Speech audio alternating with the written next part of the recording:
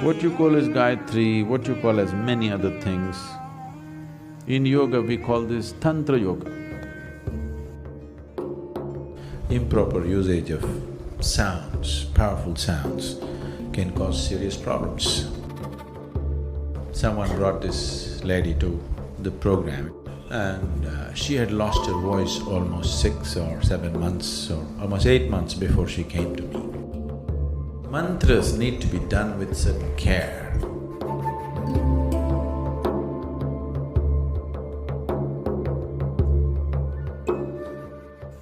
Gayatri is a powerful process,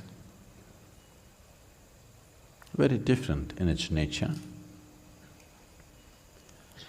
It is not something that's entirely focused towards one's internal or spiritual growth or that dimension. It involves various things. So this was generally taught to every householder so that for the not so focused people, some substance, some support for well-being, health, success and other aspects of life. So Gayatri is not necessarily for a serious spiritual practitioner. It is more for a householder for whom spiritual process is also one aspect of his life. It's a possibility if it's properly initiated. We don't generally do those things here because except for the Devi, spiritual process here is devoid of all ritual. Internalizing the process is little more sophisticated and subtle, but far more reliable than external processes. When we use external processes to create inner dimensions, it leads to a certain limitation of space and time as to what we do and what we do not do. You can't be 24 hours spiritually on if you are involved in an external process. It's a good support, it's a good aid, but it's just that, it's a good support. In terms of support, there are many other ways to support this. Above all, those who are initiated by us here, we support them in a completely different way. They just have to they just have to ask for it, and wherever they are, there is a support system. Support system not in terms of teachers and volunteers and stuff. Energetic support is available wherever they are. So, because of our ability to provide this support to every human being, wherever they may be, we did not establish rituals of support. It is one of the most popular things that's been done in the country for a long time. Long time means particularly in the last 1,000 years. I think since Adi Shankara, he propagated this big time. Because when he came, there was a certain degradation of general population, so he wanted to teach something that's mass. Like today we are doing Isha Kriya, mass. Gayatri is a certain process which involves many things. And considering the nature of what it is, I'm not saying it's relevant today, it'll always be relevant, but socially and structurally, it is not so fitting into modern life as it is because of the things that are needed to make this happen. In today's world, because almost a huge population on the planet today does not stay in the same place. I want you to understand, I want to look back and see.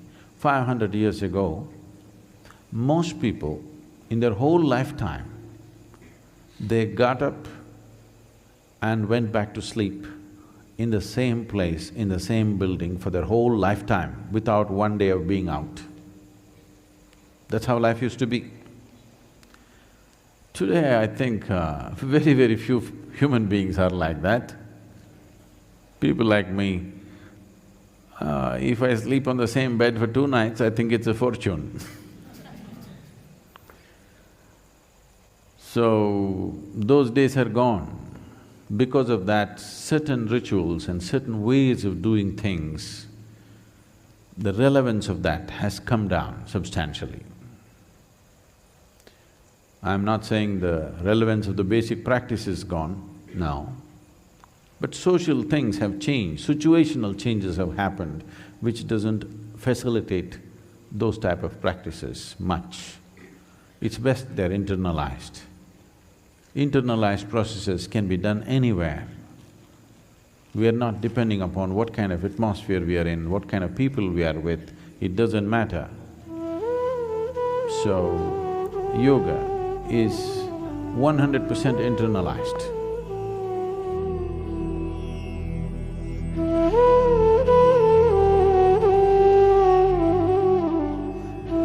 What you call as Gayatri, what you call as many other things, in yoga we call this Tantra Yoga.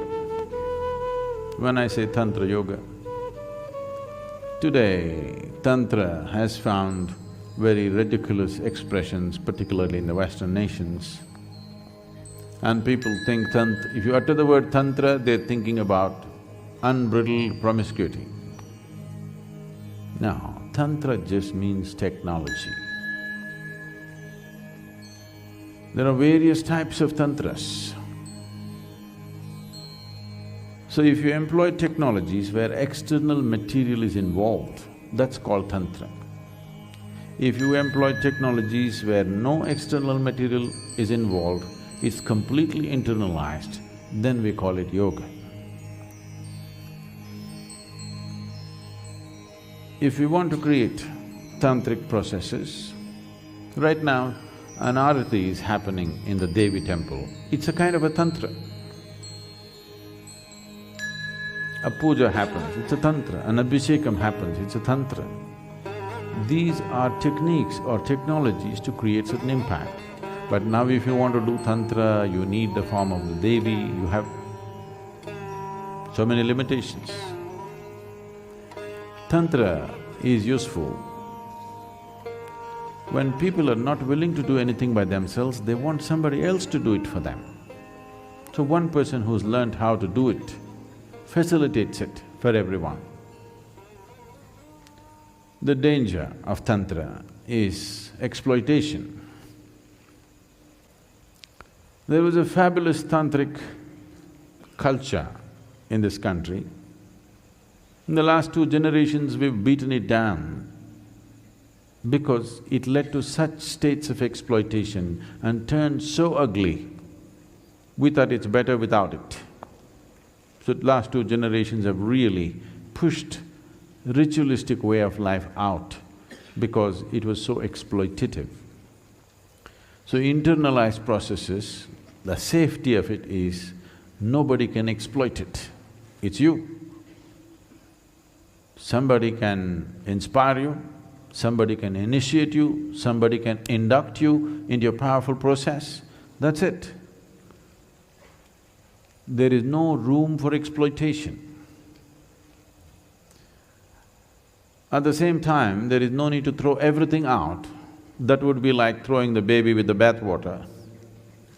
You don't have to throw everything out. Carefully maintain tantra is okay. I want you to obliterate this silly idea that you have. Tantra means sexuality. No, it's got nothing to do with sexuality. It has got something to do with using external means to make things happen, whatever. Because both yogis and tantrics are more like scientists, seeing how to make it work. They might not have fit into the moral codes of a particular society at a particular time in history. Because of that, they might have gotten this label. Because of that, they've gotten this label, but otherwise, it is nothing to do with sexuality, it's about learning to use external material for your well-being. Not just yours, the larger group of people. So Gayatri belongs to that realm, nothing wrong with it, it's just the suitability of today.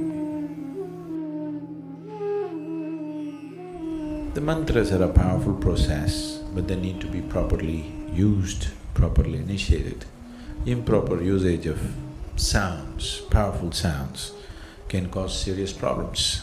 I happened to be in United States and someone brought this lady to the program. It was a 7-day event and she had lost her voice almost 6 or 7 months or almost 8 months before she came to me. Voice totally gone. She's seen every doctor, every expert, voice gone. She can't speak a word. Simply empty air comes out when she tries to speak without any sound. They have not been able to detect anything improper with her vocal cords or whatever, everything is proper but she can't speak. So naturally when nothing is there, they will say maybe there is a polyp, maybe there is this, maybe there is that, maybe all kinds of cortisones and this and that, and somebody is suggesting a surgery, there's nothing else, they want to open up and see. So they brought her to me and I looked at her. And then I asked, did you do any practice, any spiritual process? Did you do any mantras? She didn't. Then I said, okay, you've been in the program, let's see. So 1 day, 2 days, 3 days, she's becoming anxious because her voice has not come back and I have not said a word about her vocal cords. So by 4th day, she's very anxious. Then she came again and I again asked her, did you do any mantras? When I looked at her, I thought she must have done something. When I looked at her, it's very clear to me she's done something. She said, no. Then I asked, did you come under the influence of some mantras? Did you go to some place where they're doing powerful mantras and did you come under the influence? She said, no. Last day, she's very anxious. Then again I met her and I said, see, you must have done something or you have come under the influence of some mantras. Tell me, what have you done in the last year, year and a half? Where all did you go? Then she said, she writes, she cannot speak. She said she did Gayatri. Oh, I said, where did you learn Gayatri? She said, I went to India and I bought a CD. Whenever I'm going to work, Atlanta traffic is such, she takes 2.5 hours to reach her workplace and when she's stuck in the traffic, she'll do Gayatri like this. And the traffic clears up when she's driving, she'll leave the Gayatri alone. When she has time, she'll just repeat with the thing. She's an American person, how she will repeat the mantra. We don't know, already the CD itself may be wrong. On top of it, she's American. Sanskrit words will not come easy to her. No, I'm not commenting about America. If you have not spoken the vernacular language, to utter Sanskrit will be very difficult. So then I knew that she's messed up with Gayatri. I said, see, 3 months if you come and stay with us in India, we will make an attempt, no guarantee, we will make an attempt and see. She came here and we put her through a whole lot of process. In 3 months, she recovered about 70% of her voice. Still 30% was not there. That is, 30% not there means I first of all put her on, said, don't make an attempt to speak. At the most in a day, maximum 1 hour you can speak, rest of the time no speaking. Slowly she improved. Even then if she gets emotionally excited, voice will go off. If she gets little emotional excitement, voice will go. In about 1 year's time, she recovered almost 90%. But still she found if she got angry, her voice will go. I said, that's good. Let it stay that way. Whenever you're angry, at least you lose your voice. You don't say bad things at least. So, over 3.5 years' time, she recovered almost 100%. Only very rare moments it would give up, but generally almost 99% she recovered in about 3.5 years' time of practice. So mantras need to be done with certain care, with proper instruction and guidance.